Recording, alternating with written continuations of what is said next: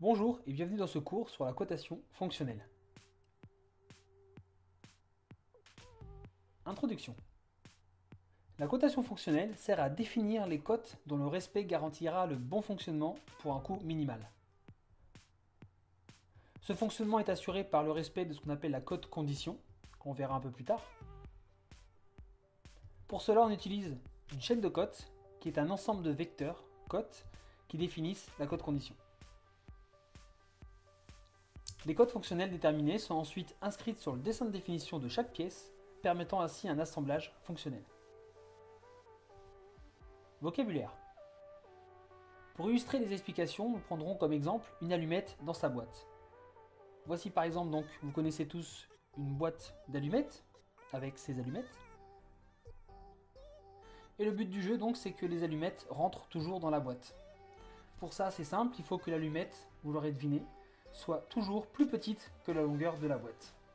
On aura la boîte qui portera le repère numéro 1 et l'allumette le repère numéro 2. Commençons par la cote condition. C'est la condition nécessaire au bon fonctionnement de l'assemblage. Si on reprend l'exemple de notre boîte d'allumettes, la cote condition, elle sera ici. C'est donc le jeu qu'il doit y avoir entre le fond de la boîte et le bout de l'allumette. On va l'appeler petit a. La cote condition est toujours représentée par un vecteur à double trait. C'est comme ça qu'on la reconnaît. On peut avoir une cote condition qui est horizontale ou une cote condition qui est verticale.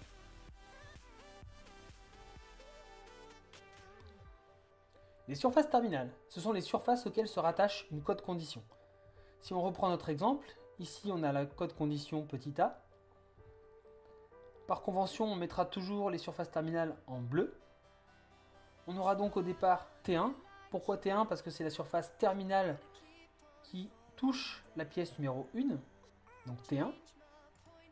Et ici on a T2, parce que c'est la surface terminale qui touche la pièce numéro 2. En fait, il faut toujours se fier au repère des pièces.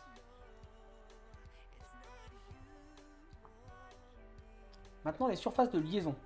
Ce sont les surfaces où il y a un contact entre deux pièces différentes. Reprenons notre exemple. Ici, on voit qu'il y a un contact entre le fond de la boîte et le bout de l'allumette. Ici, par convention, les surfaces de liaison seront toujours en rouge. Et ici, c'est la surface de liaison L12, tout simplement parce que c'est le contact entre la pièce 1 et la pièce 2.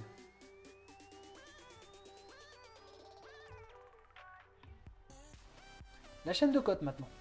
C'est une somme de vecteurs qui relie les surfaces terminales en passant exclusivement par les surfaces de liaison.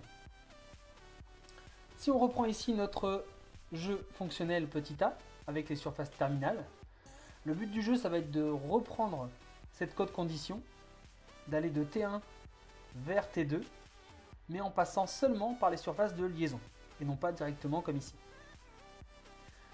La solution c'est donc de partir de T1, c'est notre point de départ, on n'a pas le choix. Et vu qu'on a la pièce T1, on va aller directement à L1.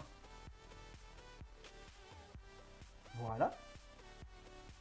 Cette dimension est une dimension que l'on peut mesurer sur la pièce numéro 1. On appellera donc ce vecteur A1, parce que c'est une cote issue du jeu A pour la pièce numéro 1. Ensuite, vu qu'on est parti à L12, on va être obligé de repartir d'ici. Et ici, le numéro 2, on va le faire relier avec T2. Ce vecteur est une longueur que l'on peut prendre sur notre allumette numéro 2. On appellera donc ce vecteur A2. Et voilà, on a terminé notre chaîne de cotes. Donc il est évident ici que la chaîne de cotes elle est assez simple, parce qu'on n'a que deux pièces. Mais on peut imaginer des chaînes de cotes beaucoup plus complexes, avec des systèmes à 5, 6, 10, pourquoi pas 15 pièces. Quelques règles à respecter. Il n'y a qu'une seule cote par pièce dans une chaîne de cotes, donc on ne pourra pas avoir plusieurs fois A1, A2, A5, A6, vu qu'il n'y a qu'une seule cote par pièce. Et une cote relie toujours deux surfaces d'une même pièce. C'est une dimension que l'on peut retrouver sur un dessin de définition. L'origine du premier vecteur est confondue avec l'origine du vecteur cote condition, c'est donc le point de départ. Et en revanche, l'extrémité du dernier vecteur est confondue avec l'extrémité du vecteur cote condition, c'est-à-dire le point d'arrivée, la flèche. Équation de projection et calcul. Soit la chaîne de cotes de la cote condition A, donc c'est ce qu'on a trouvé tout à l'heure. On a ici notre chaîne de cotes Donc on a oublié T1, T2, L1, 2. Ça c'est surtout pour nous aider à construire la chaîne de cotes. Une fois qu'on a notre chaîne de cotes A1, A2, on peut oublier tout le reste. Et on a aussi les dimensions des pièces. Par exemple, A1 qui correspond à la longueur de la boîte, c'est donc 70 plus 0,50. Et pour la longueur de l'allumette, on a 55 plus ou moins 0,8. Ce qui nous donne pour les dimensions maxi et mini. Je vous renvoie sur le cours sur la cotation dimensionnelle. Pour A1 maxi, c'est-à-dire la boîte la plus grande possible, ce sera donc 70,5 mm. Et pour la boîte la plus petite, A1 min, ce sera 70 mm. Même chose pour l'allumette. L'allumette la plus grande, A2 maxi, ça fera 55,8 mm. Et pour les allumettes les plus petites, ce sera 54,6 mm. On va garder ces résultats de côté, ça va nous servir tout à l'heure pour le calcul. Maintenant, l'équation de projection. Comment est-ce qu'on va déterminer l'équation de projection de la cote condition? C'est assez simple.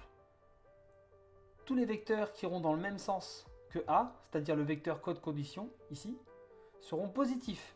Et tous les vecteurs qui vont dans le sens inverse seront négatifs. Donc, notre vecteur cote condition, il va vers la droite. Donc, tous les vecteurs qui vont à droite seront positifs. On aura donc A1. Et tous les vecteurs qui vont dans le sens contraire, vers la gauche, seront en négatif. On aura donc moins A2. Ce qui fait que le jeu A est égal à A1 moins A2. Forcément, on aura un jeu maxi et un jeu mini. Pour le jeu maxi, tout ce qui est en positif, on le mettra au maximum. Et tout ce qui est négatif, on le prendra au minimum. Ça s'explique de la façon suivante. Pour avoir ici le jeu le plus grand possible, il faut donc avoir la boîte la plus longue et l'allumette la plus petite. Ça nous donne A max est égal à A1 maxi moins A2 mini. Pour le jeu mini, ce sera l'inverse. Pour avoir le jeu le plus petit possible, il faut avoir la boîte la plus petite avec l'allumette la plus grande. On aura donc A mini est égal à A1 mini moins A2 maxi. On va passer maintenant au calcul du jeu maxi. Donc je rappelle la formule, le jeu maxi, A max, est égal à la boîte la plus longue moins l'allumette la plus petite. Ça fait A1 maxi moins A2 mini. On a les dimensions qui sont sur le côté, on les a calculées tout à l'heure. Ça nous donne 70,5. Donc A1 max, c'est bien 70,5. Moins A2 mini. A2 mini, c'est bien 54,6 mm. Ce qui nous donne comme résultat A max 16,3 mm. C'est-à-dire qu'avec cette configuration, on aura le jeu maximum possible 16,3 mm. Faisons le même calcul pour le jeu mini cette fois-ci. On reprend la formule, A mini ce sera 1 mini moins A2 max. On a les dimensions sur le côté. On a donc 1 mini 70 moins A2 maxi 55,8. Ce qui nous donne 14,2. On aura donc le jeu le plus petit possible qui sera égal à 14,2 mm. On garde nos résultats. Ce jeu il a aussi un IT, un intervalle de tolérance. Je vous renvoie toujours sur la cotation dimensionnelle. Cette fois-ci, deux possibilités pour calculer ce jeu, enfin l'IT de ce jeu, pardon. L'IT du jeu, ça va être le jeu maxi moins le jeu mini. Donc IT du jeu petit a, ça va être A max moins A min. On a donc les résultats sur notre droite, ça fait donc 16,3 moins 14,2. On a donc un IT du jeu petit a égal à 2,1 mm. On garde de côté les 2,1 mm, on va vérifier qu'avec la deuxième méthode, on trouve la même chose. La deuxième méthode consiste à additionner l'IT de la cote A1 plus l'IT de la cote A2.